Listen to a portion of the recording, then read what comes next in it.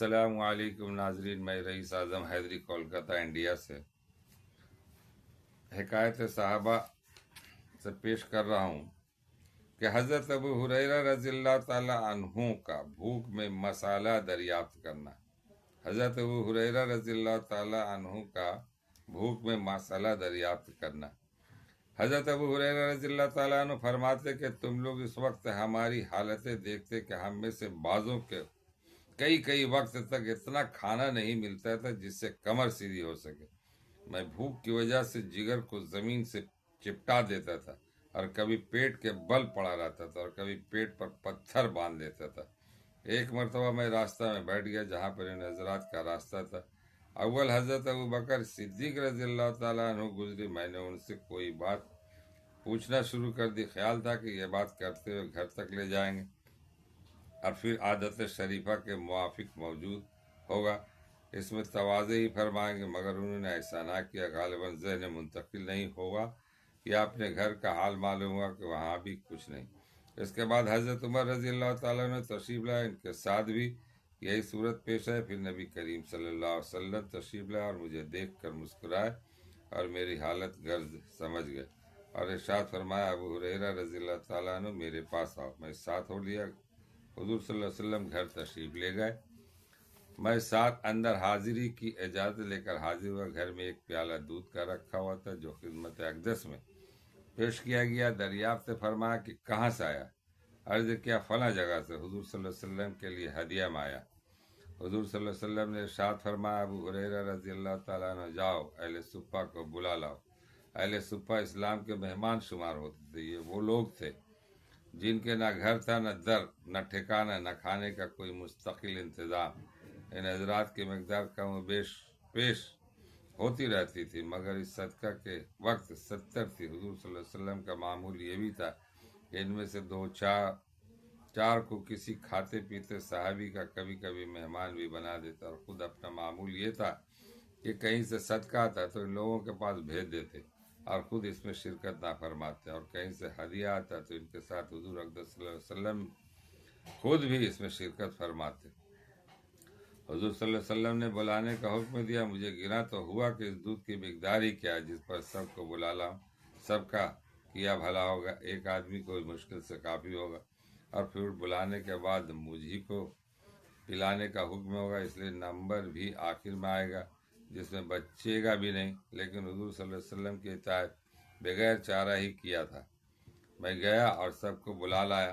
حضور صلی اللہ علیہ وسلم نے ارشاد فرمایا کہ لے ان کو پلا۔ میں ایک شخص کو پیالہ حوالے کرتا گیا اور وہ خوب سیر ہو کر پیتا اور پیالہ مجھے واپس کر دیتا۔ اس طرح سب کو پلا دیا اور سب سیر ہو گئے۔ تو حضور صلی اللہ علیہ وسلم نے پیالہ دست مبارک میں لے کر مجھے دیکھا اور تبسم فرمایا، پھر فرمایا کہ بس اب تو میں اور تو ہی باقی ہے، اب تو میں اور تو ہی باقی ہیں۔ میں نے عرض کیا بے شک۔ فرمایا کہ لے پی۔ میں نے پیا۔ ارشاد فرمایا اور پی۔ میں نے اور پیا۔ بالآخر میں نے عرض کی یا رسول اللہ اب میں نہیں پی سکتا۔ اس کے بعد حضور صلی اللہ علیہ وسلم نے سب کا بچا ہوا خود نوش فرمایا۔ یہ ہمارے حضور صلی اللہ علیہ وسلم کا کتنا بڑا معجزہ ہے کہ ایک پیالہ دودھ میں 70 لوگ سکم سیر ہو کے پیے اور خود پیے۔ اور دیکھیے یہاں کتنے مساوات کی بات ہے کہ کوئی کسی کا ہم لوگ جھوٹا سمجھتے کہ پانی پینے کے بعد پانی، دودھ سب لوگ پیے اور آخر میں حضور صلی اللہ علیہ وسلم کے بعد پیے۔ یہ ہمارے حضور صلی اللہ علیہ وسلم کا کردار، یہ نمونہ، یہ سیرت، یہ اخلاص، یہ محبت۔ اور ہمارے یہاں یہ حال ہے کہ سب چاہتا کہ میں ہی کھا لوں، میری شہرت ہو، میرے نام ہو، دوسرا کا نام نہیں ہو، اس کو کسی صورت سے پست کرو، کسی صورت سے اڑاؤ۔ ارے بیوقوف، خدا جس کو عزت دیتا ہے اس کو کوئی ذلت نہیں دے سکتا۔ اللہ 2 وقتوں میں ہنستا ہے کہ میں کسی کو عزت دیتا ہوں تو لوگ اس کو ذلت دینے کی کوشش کرتا ہے، میں اوپر اٹھانا چاہتا ہوں اس کو نیچے گرانے مسکراتے ہیں، اور جس کو میں نیچے گرانا چاہتا ہوں اس کو بندے اوپر اٹھانا چاہتے ہیں تو اس وقت بھی اللہ یہ ہے۔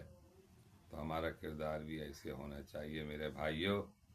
لکھنے پڑھنے، عالم، فاضل، مفتی، شاعر، ادیب بننے سے کوئی فائدہ نہیں۔ عمل سے زندگی بنتی ہے جنت بھی جہنم بھی، یہ خاک اپنی فطرت میں نہ نوری ہے نہ ناری ہے۔ میں بار بار کہہ رہا ہوں، بار بار کہتا ہوں، مجھے بہت افسوس ہوتا ہے دیکھتا ہوں تو دانشوروں سے لے کر جاہلوں تک کا ایک ہی حال، ایک ہی منظر۔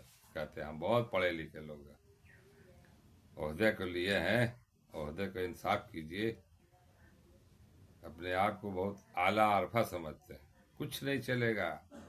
ہمارے استاد کا ایک شعر ہے، بہت اچھا شعر ہے کہ جاہل کی بستیوں سے بزم سخنورا تک، جاہل کی بستیوں سے بزم سخنورا تک، منظر تھا ایک جیسا گزرے جہاں جہاں سے، منظر تھا ایک جیسا گزرے جہاں جہاں۔